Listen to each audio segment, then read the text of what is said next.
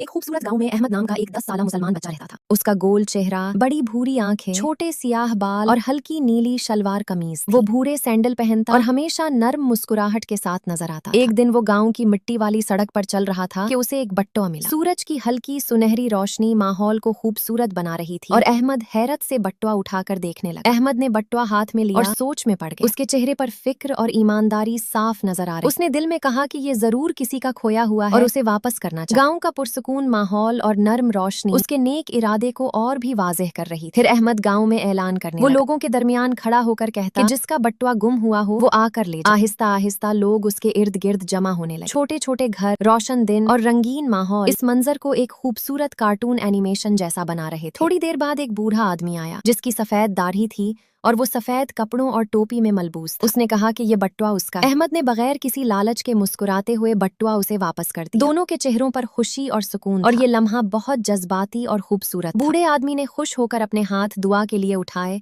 और अहमद के लिए दुआ की। अहमद अदब से खड़ा रहा और उसके चेहरे पर सुकून और खुशी थी। माहौल में एक रूहानी नूर सा महसूस हो रहा था, जैसे अल्लाह की रहमत नाजिल हो रही हो। कुछ दिन बाद अहमद को उसकी सच्चाई और ईमानदारी की वजह से स्कूल में इनाम मिला। उस्ताद और दूसरे बच्चे तालियां बजा रहे थे और अहमद खुशी से मुस्कुरा रहा था। क्लासरूम रोशन और खुशगवार था और ये लम्हा उसकी जिंदगी की एक बड़ी कामयाबी बन गया। इस कहानी से हमें ये सबक मिलता है कि सच्चाई और ईमानदारी हमेशा इंसान को इज्जत, कामयाबी और अल्लाह की खुशनूदी अता करती है।